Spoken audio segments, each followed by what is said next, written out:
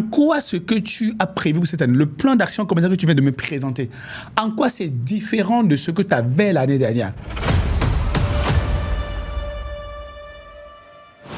En stratégie, la différence est dans la différence. Tu as fait une liste de bonnes choses à faire et tu te permets de croire que cette liste de bonnes choses à faire te permettra donc du coup de faire tes chiffres. Tu ne feras pas tes chiffres. Tu as le même plan, ok? Tu as la même stratégie, si c'est une stratégie, donc tu auras le même résultat. Il n'y aura pas de croissance. Tu n'es pas seul sur le marché. Donc arrête d'avoir des plans d'action commerciales superficiels qui ne te permettront même pas de gagner un point sur la part de marché.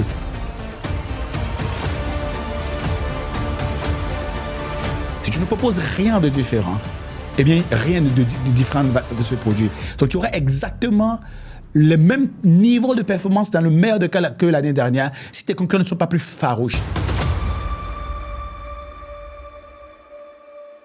Salut, je suis Herman Gakpo et c'est un plaisir pour moi de vous retrouver pour ce nouveau numéro de votre podcast CEO Challenge, podcast épisode numéro 102. Et aujourd'hui, nous allons parler d'une chose importante. Un plan d'action commercial n'est pas de la stratégie. Je ne sais pas quelle est la contenance de ce que vous avez prévu de faire cette année pour pouvoir faire vos chiffres. Est-ce que vous avez une stratégie? La plupart du temps, quand il est question pour les gens d'avoir une stratégie, il y a une confusion naturelle, générale. Et qu'on retrouve, c'est qu'on confond le plan stratégique, du moins, on confond la stratégie avec les initiatives d'optimisation de l'excellence opérationnelle. Okay. C'est quoi de la stratégie et c'est quoi les initiatives d'optimisation de l'excellence opérationnelle? Avant qu'on ne réponde à cette question, je vais raconter une petite anecdote. J'étais avec une directrice commerciale d'une entreprise qui m'a dit, ben voilà, Herman, je viens de finir le mois de janvier et je n'ai pas fait mes chiffres. Je suis supposé faire X montant et je suis à peine à 80%.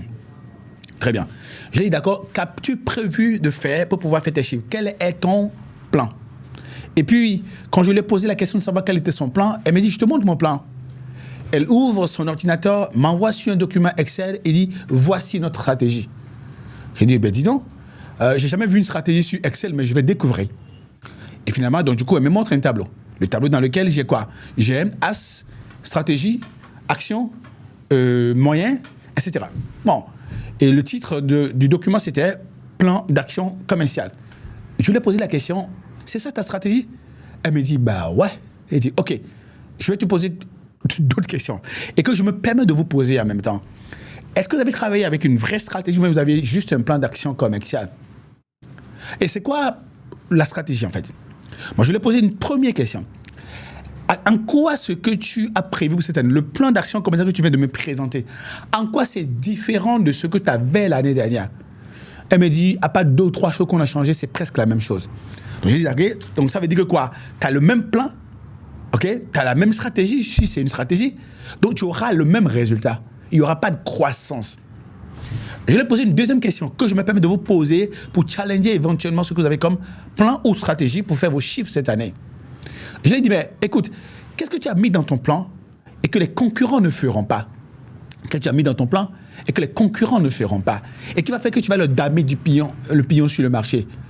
Elle m'a dit, bon, ce que j'ai mis, ce sont des choses que vraiment, effectivement, les concurrents ont la possibilité de le faire. D'accord. J'ai dit, donc, du coup, toi, tu n'as rien prévu d'exceptionnel qui se différencie clairement de ce que les concurrents vont faire et qui fera que tu vas faire la différence.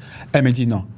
Et dans ce cas, d'accord, tu n'as pas de plan, même pas d'action commerciale. Tu n'as pas de stratégie en tant que telle. Tu ne vas pas atteindre tes objectifs. Il m'a dit, comment ça? Eh bien, tout simplement parce que tu as fait un plan comme si tu étais le seul sur le marché.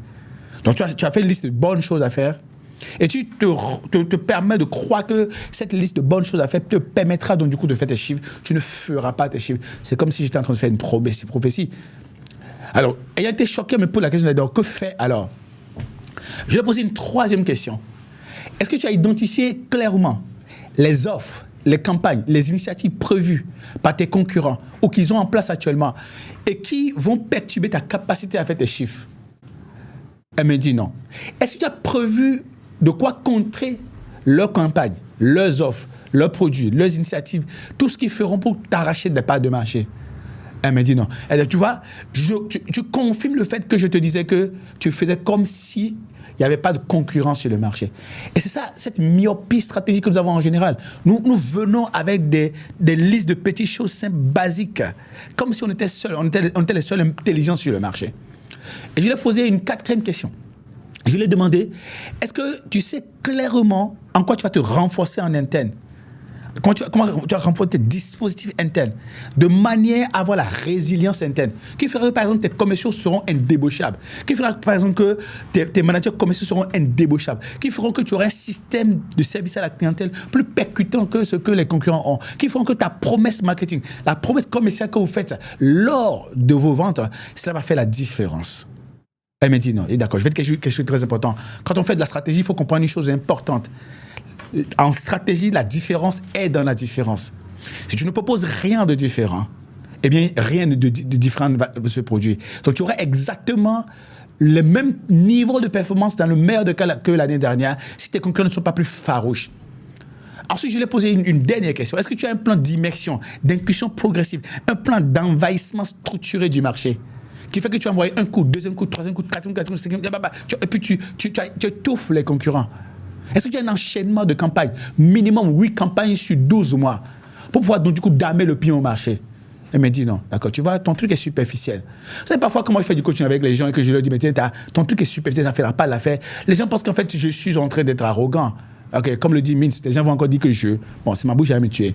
Mais, ma bouche ne peut pas caleçon haut, hein, tu vois, un peu, ma bouche ne peut pas caleçon.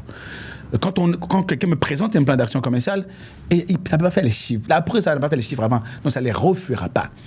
Donc, il faut comprendre quelque chose de très important. Tu es sur un marché et tu dois protéger ta part de marché. Tu dois être très structurant. Tu dois avoir des offres que personne n'a. Une liste de 5 à 10 offres que personne n'a, avec des variations.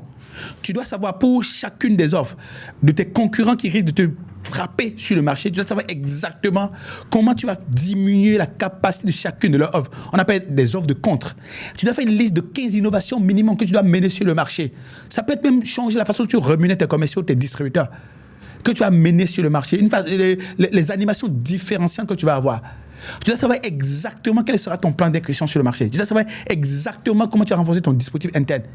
Et tu dois savoir exactement comment tu comptes faire pour tellement enchaîner les campagnes, les actions que vraiment tes concurrents vont dire que c'est mieux de laisser partir. Et c'est là que tu sais que tu as une stratégie, une vraie. Parce que en matière de stratégie, la différence est dans la différence. La plupart des gens confondent du coup le fait d'avoir de bonnes intentions avec le fait de vouloir faire du bon résultat. Je disais la dernière fois à une personne, tu sais, l'espérance de performance est toujours en contradiction avec le plan de performance, la garantie de la performance. Et un élément important en matière de garantie de la performance, toi, mais quand tu vois ce que tu as prévu de faire, c'est tellement simple. Juste une matrice sur une page où tu précises clairement ce que tu feras pour dominer. Tu sais exactement les campagnes chaque 90 jours, les 4 à 6 campagnes chaque 90 jours que tu dois engager pour étouffer le marché. Comme j'ai l'habitude de dire à mes collègues, vous savez, on doit enchaîner tellement les campagnes, on doit tellement enchaîner les innovations, on doit faire les gens vont dire, mais tiens, qu'est-ce qui se passe? On ne peut pas battre ces gars-là, parce que, rappelez-vous, vous n'êtes pas seul sur le marché, vous n'êtes pas seul sur le marché. Vous croyez, vous venez avec des trucs en disant que, ben, tiens, oui, les gens sont bêtes, parce que j'ai vu ça ailleurs, etc. Si j'amène ici, ça va marcher. Non, tu n'es pas seul sur le marché. Donc, arrête d'avoir des plans d'action commerciales superficiels qui ne te permettront même pas de gagner un point sur la part de marché. Et vérifie, est-ce que tu as répondu à ces 6 questions que j'ai posées. Il est possible de trouver, donc du télécharger sur notre plateforme potentielcertifié.co, eh bien, un outil, une matrice qu'on appelle plan de génération et de résilience du chiffre d'affaires de la part de marché qui te permettra donc du coup de pouvoir savoir exactement comment tu cartographies ta présence, ton incursion, ton envahissement du marché de manière à être sûr ce que tu feras tes chiffres pour l'année 2025. Et parlons de faire les chiffres, eh bien, on a un événement spécial dédié aux DG, DGA, aux directeurs commerciaux, à tous ceux qui sont les directeurs marketing, qui sont engagés dans l'effort pour faire les chiffres, les responsables de distribution, les responsables force de vente.